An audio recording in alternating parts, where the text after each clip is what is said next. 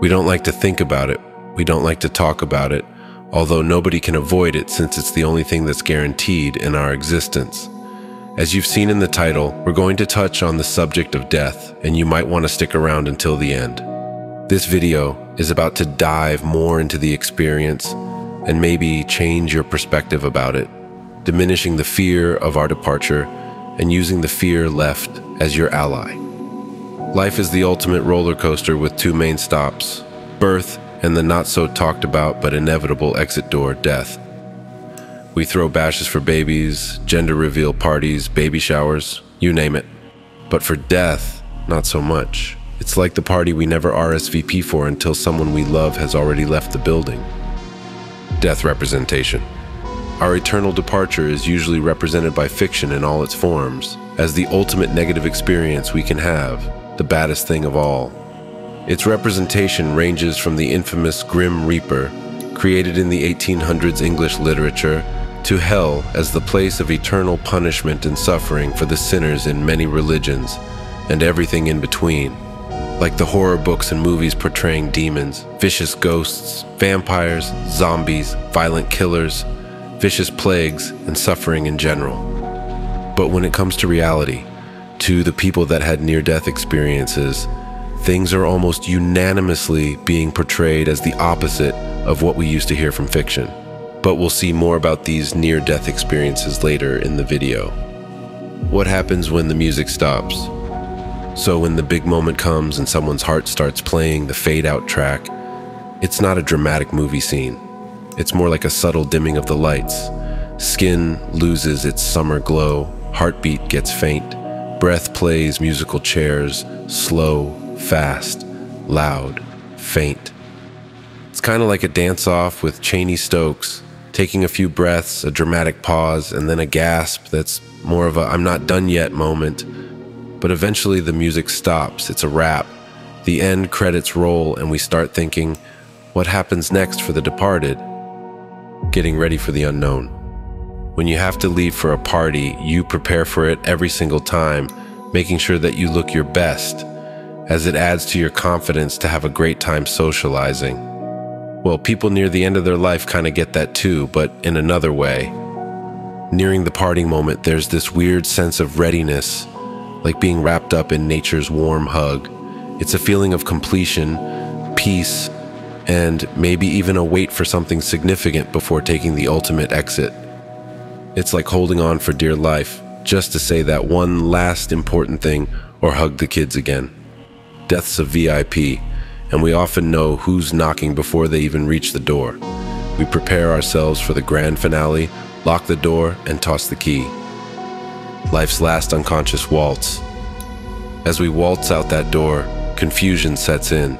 It's like that moment when you're trying to find your keys in your bag, but times a million.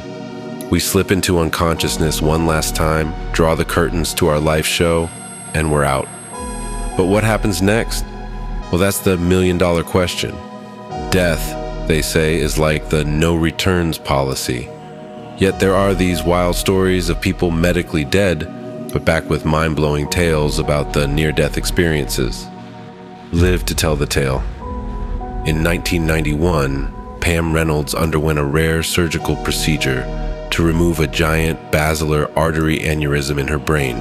The surgery required her to be put in a state of deep hypothermia, with her body temperature lowered to 60 degrees Fahrenheit. She was essentially dead, but after the surgery, she reported having a near-death experience. Pam described floating out of her body and watching the doctors perform the operation. She also saw her deceased relatives, including her grandmother and her uncle, who had died just a few days earlier. She said they were waiting for her on the other side of a tunnel and also saw a light that was so bright that it was difficult to look at. She said she felt a sense of peace and love that she had never experienced before. In 2006, Anita Moorjani was diagnosed with terminal cancer. She slipped into a coma and was given just hours to live. During her coma, she had a near-death experience, and she described feeling a sense of peace and love that she had never experienced before. She also saw her deceased father and best friend who had died years earlier and said they were waiting for her on the other side of a tunnel. After her experience, she woke up from her coma and her cancer went into remission. These are just two from the thousands of stories of near-death experiences from people that have no connection to each other, with different nationalities and backgrounds. They tell the same story more or less, and it makes you wonder, isn't it? Let me take a moment and ask you to let us know your experience surrounding death in the comments, either as you perceive it or maybe even if you had a near-death experience. We would love to know your thoughts and stories. While at it, I want to thank all the subscribers that are trusting us and also show our thanks and gratitude to our members that are making this content possible. Now let's continue. The Big Flashback.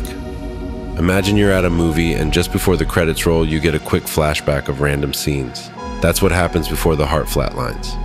But hold on, it's not your Oscars-worthy moments, it's the weird stuff.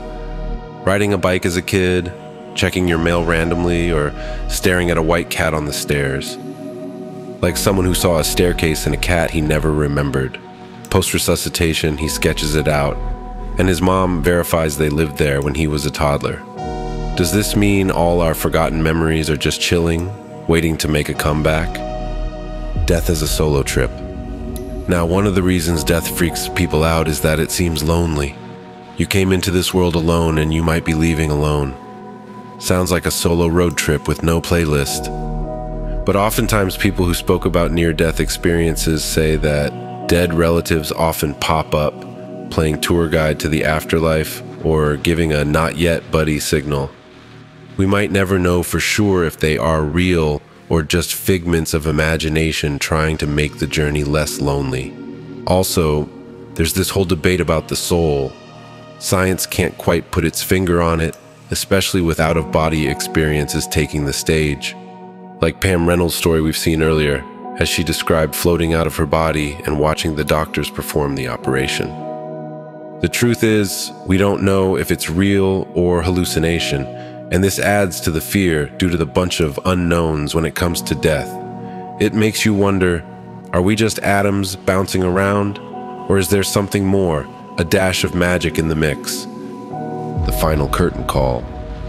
Now, let's talk about the funerals. These are where the history of humanity unfolds. From ancient tombs to modern-day ceremonies, we've been figuring out how to say goodbye.